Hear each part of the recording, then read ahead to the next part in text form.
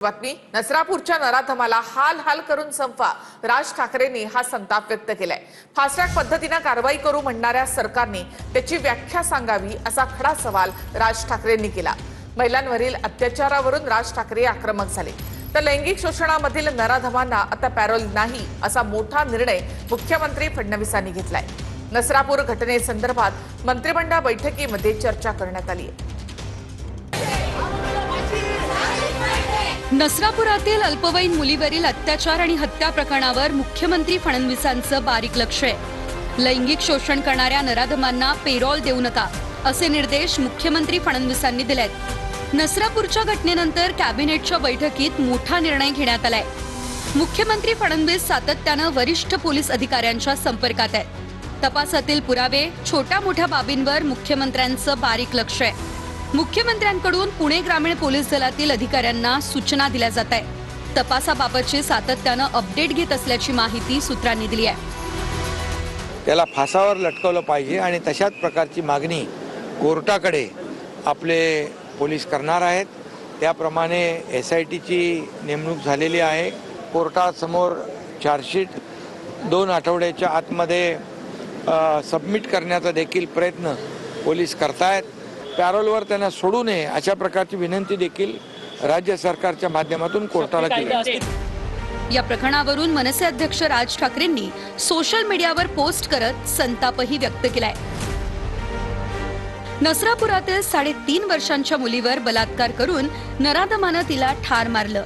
तिचा मृतदेह लपवायचा प्रयत्न केला। या घटनेनं शब्दशः मनाचा थरकाप उडाला आणि भयानक चीड आली। या आरोपीला सरकारनं कायदा काय सांगतो किंवा अजून कोण काय म्हणेल याचा विचार न करता हाल हाल करत संपावं। सरकार अशा घटनांमध्ये जेव्हा फास्ट्रॅग पद्धतीने कारवाई करू म्हणतं तेव्हा सरकारने फास्ट्रॅगची व्याख्या पण सांगावी। नसरापूर प्रकरणी आंदोलकांवर लाठीचार्ज केला गेल्याच्या बातम्या पण आल्या। ही तत्परता स्त्रियांचं, मुलींचं शोषण करणाऱ्यांच्या विरोधात सरकार का दाखवत नाही? आपल्याला काही गोष्टी कायद्याने करावे लागतील। माननीय मुख्यमंत्री देवेंद्रजी फडणवीस साहेब या प्रकरणामध्ये पूर्णपणे लक्ष ठेवून आहेत। त्या चिमुकलीची आठवण ठेवून जल्लोष साजरा करायला नको होता असं म्हणत प्रणिती शिंदेंनी सरकारवर टीका केली आहे।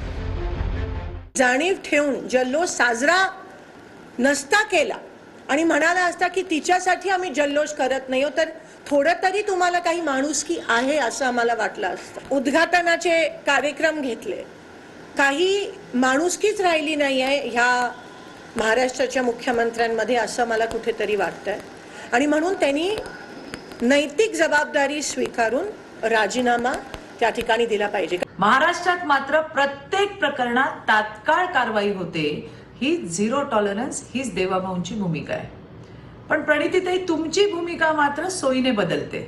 नसरापूरची घटना अत्यंत दुर्दैवी आहे। फासावर लटकवल्याशिवाय देवाभाऊंच्या नेतृत्वातलं सरकार शांत बसणार नाही। खासदार सुप्रिया सुळेंनी या प्रकरणात मुख्यमंत्री फडणवीसांची भेट घेतली आहे।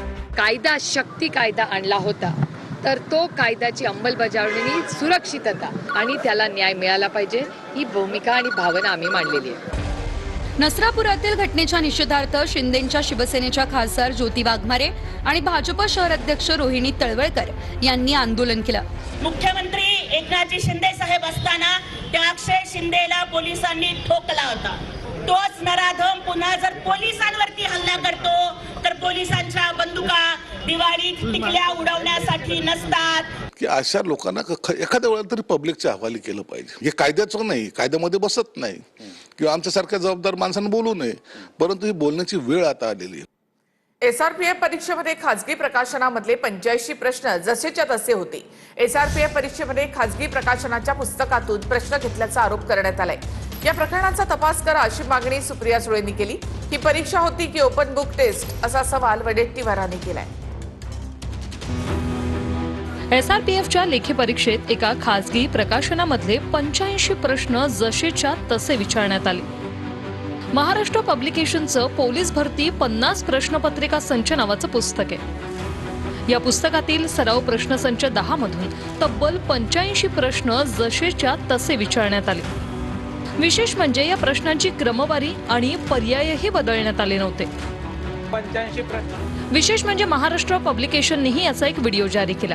आपला हा जो महाराष्ट्र पब्लिकेशनच्या 50 प्रश्नपत्रिका संच आहे, यामध्ये तुम्हाला सरावासाठी ज्या 10 सराव प्रश्नपत्रिका दिल्या होत्या, त्यामधील 10 नंबरची जी सराव प्रश्नपत्रिका आहे, त्यामधील 85 प्रश्न क्रम न बदलता जसेच्या तशा आजच्या 2 SRPFच्या पेपरला आलेला आहे.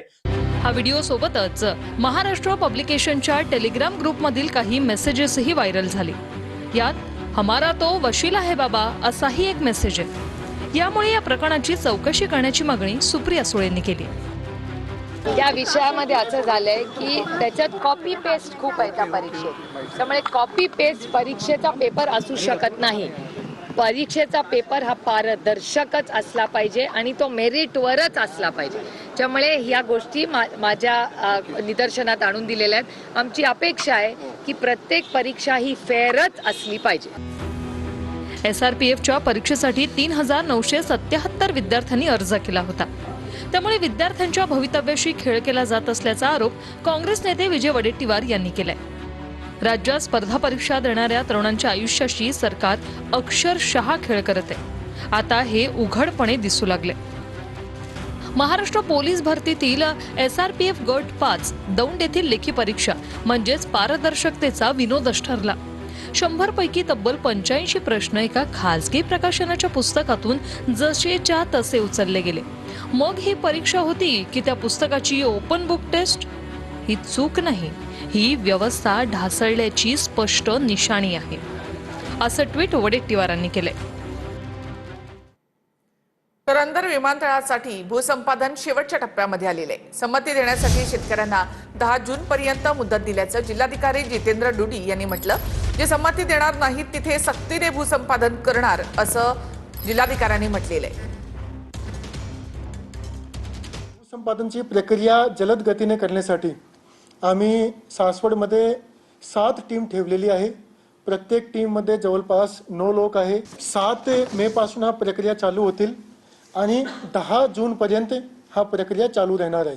10 जून संपल्यानंतर ज्याची संमती येणार नाही त्याचा मात्र आपण सक्तीने भूसंपादन करू आणि ज्याच्या सक्तीने भूसंपादन होतील त्याला मात्र मूळ रक्कम मिळणार आहे. त्याला परतावा आणि जे बाकी गोष्टी आहेत ते लागू राहणार नाहीये.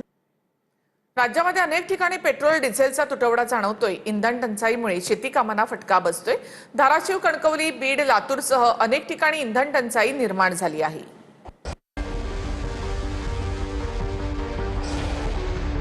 धाराशिवमध्ये सलग 3 दिवसांपासून पेट्रोल आणि डिझेलची टंचाई आहे. त्यामुळे शेतातील कामं खोळंबली आहेत. धाराशिव जिल्ह्यातील वाशी आणि कळंब परिसरात गेल्या 3 दिवसांपासून डिझेलची टंचाई आहे. पेट्रोल पंपावर डिझेल संपल्याचे बोर्ड्स लागले. ऐन पावसाळ्याच्या तोंडावर शेतातली कामं यामुळे ठप्प झाली आहेत. तर सिंधुदुर्गातही 2 दिवसांपासून पेट्रोल डिझेलचा तुटवडा जाणवू लागलाय. पेट्रोल पंपांवर वाहनांच्या लांबच लांब रांगा दिसून येत आहेत. सध्या या ठिकाणी मिरजवरून इंधनाचा पुरवठा केला जातोय. बीडच्या अंबाजोगाई तालुक्यासह अनेक ठिकाणी इंधनासाठी नागरिकांना तासनतास ताटकळत उभं राहावं लागतंय. इंधन संपण्याच्या भीतीपोटी नागरिक मिळेल तेवढा साठा करण्यासाठी डबे आणि कॅन घेऊन गर्दी करताना दिसतायत.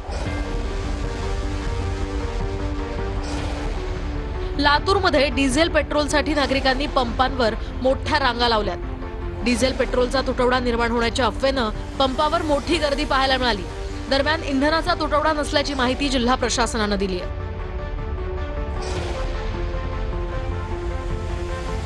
तर गडचिरोलीमध्ये सुद्धा माल वाहतूक करणाऱ्या वाहनांवर डिझेल कमतरतेमुळे मोठा परिणाम झालाय. पेट्रोल पंपांवर वाहनांची मोठी गर्दी झाली असून चालकांना डिझेलसाठी तासनतास प्रतीक्षा करावी लागते. तर जालना संभाजीनगर मुख्य महामार्गावरील अनेक पंपांवर डिझेल उपलब्ध नसल्याची माहिती मिळते. त्यामुळे शेती मशागतीची कामं सुरू असल्यानं ग्रामीण भागातनं नागरिक पंपांवर गर्दी करतायत. बीडमध्ये एकाच मुलीचं 9 वेळा लग्न लावून देणाऱ्या टोळीचा पर्दाफाश झालेला आहे. बोगस लग्न लावून तरुणाची लाखो रुपयांची फसवणूक केल्याचा प्रकार बीडच्या उमापूर गावामधून समोर आलाय. पीडित नवरदेवाकडनं बीडच्या चकलांबा पोलीस ठाण्यामध्ये तक्रार दाखल करण्यात आली आहे. या बातमीसह एक महत्त्वाची बातमी. एकनाथ शिंदे, संजय दिना पाटलांनी एकाच कारमधून प्रवास केल्याची माहिती आहे. तर फोर्टिस हॉस्पिटलमधून बाहेर पडल्यानंतर एकाच कारमधून त्यांनी प्रवास केलाय. संजय दिना पाटील यांच्या पत्नी सध्या फोर्टिस रुग्णालयामध्ये ऍडमिट आहेत. हॉस्पिटलमध्ये विचारपूस करण्यासाठी गेले होते असं शिंदे म्हणाले. तर दोघांच्या एकत्रित प्रवासानं राजकीय वर्तुळात आता चर्चा सुरू झाली आहे. काही दिवसांपूर्वी ठाकरेंच्या खासदार हे शिंदे गटात जाणार असल्याच्या चर्चा होत्या आणि त्या सगळ्या पार्श्वभूमीवर आता पुन्हा एकदा चर्चेला उधाण आलेलं आहे. संजय दिना पाटील आणि एकनाथ शिंदे यांनी एकाच गाडीमधून प्रवास केलेला आहे. संजय दिना पाटील यांच्या पत्नी फोर्टिस रुग्णालयामध्ये ऍडमिट आहेत आणि त्यांच्या तब्येतीची विचारपूस करण्यासाठी एकनाथ शिंदे गेले असल्याचं कळतंय. मात्र या ठिकाणी आपण पाहतोय एकनाथ शिंदे आणि संजय दिना पाटील यांनी एकाच गाडीतनं प्रवास केलेला आहे. संजय दिना पाटील हे ठाकरेंच्या शिवसेनेचे नेते आहेत आणि यामुळे आता चर्चेला उधाण आलेलं आहे.